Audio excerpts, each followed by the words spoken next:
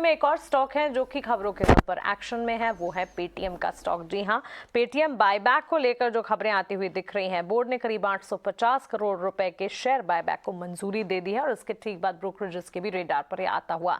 एक बार पेटीएम के इस बायबैक को लेकर सारी की सारी जानकारी हम समझ लेते हैं सौमित से, उसके बाद विस्तार से इसका एनालिसिस भी करेंगे। हमारे साथ एक एक्सपर्ट भी जुड़ेंगे। सौमित, आप बताएं।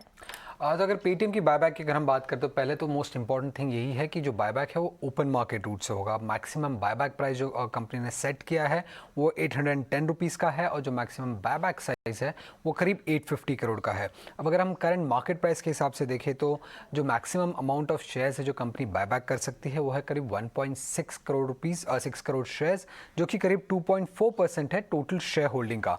बट चूंकि कंपनी के बड़े डायरेक्टर्स और की मैनेजरल पर्सनस इस बायबैक में हिस्सा नहीं लेंगे, ये बायबैक का साइज करीब 3% तक भी जा सकता है टोटल शेयर होल्डिंग का अगर हम देखें तो। अब ये बायबैक के बारे में अगर हम जाने तो पहले तो ओपन मार्केट रूट से है। इसका मतलब ये है कि जो शेयर है वो करंट मार्केट प्राइस में ही बायबैक किया जाएगा, बट जो कैप रखा रहेगा, मैक्सिमम कैप जो है वो करीब 810 रुपीज़ का है। अब चूंकि ये बायबैक का जो साइज है वो 10% से कम है नेटवर्थ के कंपनी से अगर हम देखें तो जो शेयर होल्डर्स का अप्रूवल है वो नहीं ज़रूरत होगी इस बायबैक के लिए। सिर्फ डायरेक्टर या बोर्ड अप्रूवल पे ही ये बायबैक कंडक्ट किया जा सकता है। अब बायबैक का स्टार्ट डेट अभी तक हमें नहीं पता है, बट यूजुअली जब भी ओपन मार्केट रूट होता है जिसमें शेयर होल्डर्स की अप्रूवल नहीं लगती है तो जो बायबैक है वो करीब 10 दिन में शुरू हो जाती है डायरेक्टर अप्रूवल आने के बाद। अब इस बायबैक के नोटिफिकेशन में कंपनी ने कुछ इंपॉर्टेंट कॉमेंट्री भी दी है जिसमें नज़र रखनी होगी। पहले तो ये है कि जो कंपनी के डायरेक्टर्स है और की मैनेजरल पर्सन्स है वो बायबैक में हिस्सा नहीं लेंगे।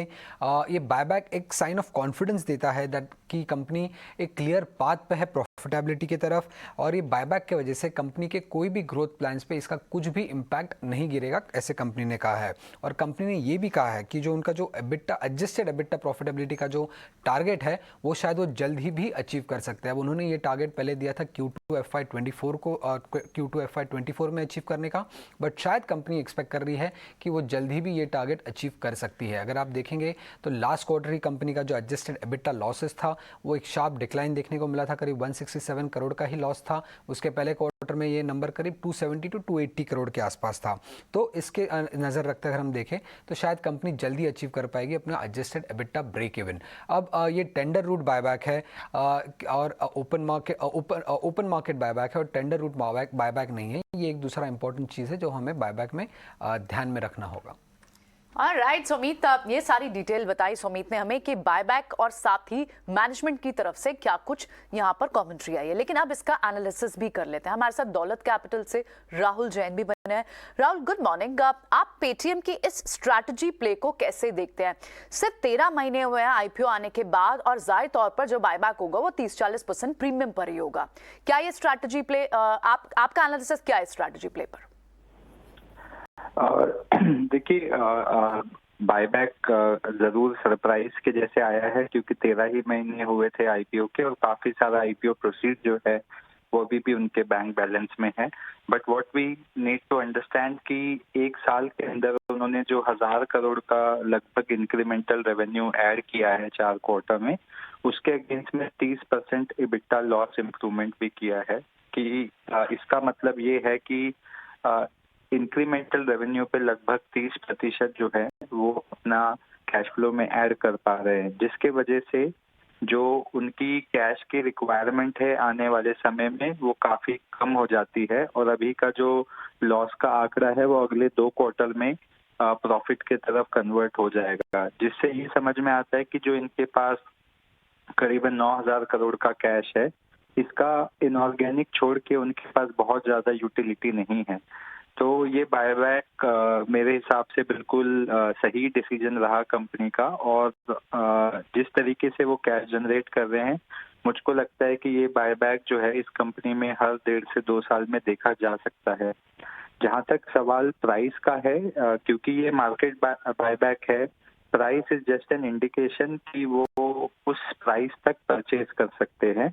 लेकिन क्योंकि अभी प्राइस वहां से 50% लोअर पॉइंट पे है और मार्केट में जिस तरीके का सेंटिमेंट है, हो सकता है कि वो ये सारा बायबैक जो है वो करंट जो मैक्सिमम प्राइस है उससे काफी नीचे के एवरेज में ही कर पाए। तो अभी ये एक तरीके से सपोर्ट प्रोवाइड करेगा for any supply shock that can come into the stock. Other than that, price तो मार्केट बायबैक में is function of the average for which they will purchase. So वो कह पाना भी काफी मुश्किल होगा कि किस प्राइस पे ये कंपनी पूरा बायबैक कंक्लूड कर पाएगी. राहुल, एक सवाल रहेगा कि ये जो बायबैक का जो साइज अनाउंस किया है कंपनी ने 850 करोड़ का, क्या ये आपके एक्सपेक्टेशंस के हिसाब से है या आप ज़्यादा का बायबैक साइज एक्सपेक्ट कर रहे थे कंपनी से? मैं ये कहूंगा कि हमने 8 दिसंबर को एक रिपोर्ट भी रिलीज की थी जिसमें हम लोगों ने बायबैक के एक्सपेक्टेंसी को 8 बिलियन टू 10 बिलियन पे रखा था. तो ये एग्जैक्टली उसी रेंज में ही आया है.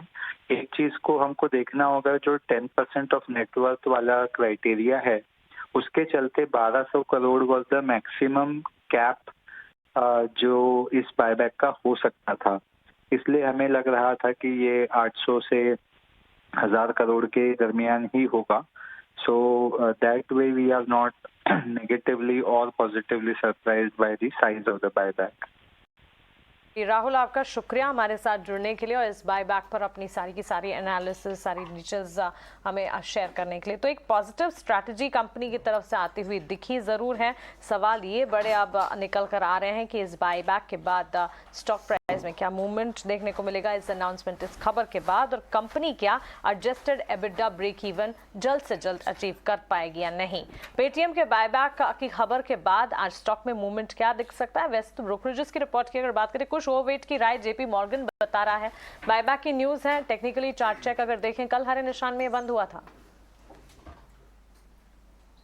जी हाँ, देखिए इसके चलते डेफिनेटली एक अप मूव दिख सकता है, बट मुझे लग रहा है कि ये काफी सारे ट्रेडर्स इन्वेस्टर्स के लिए एग्जिट अपॉर्चुनिटी रहेगी.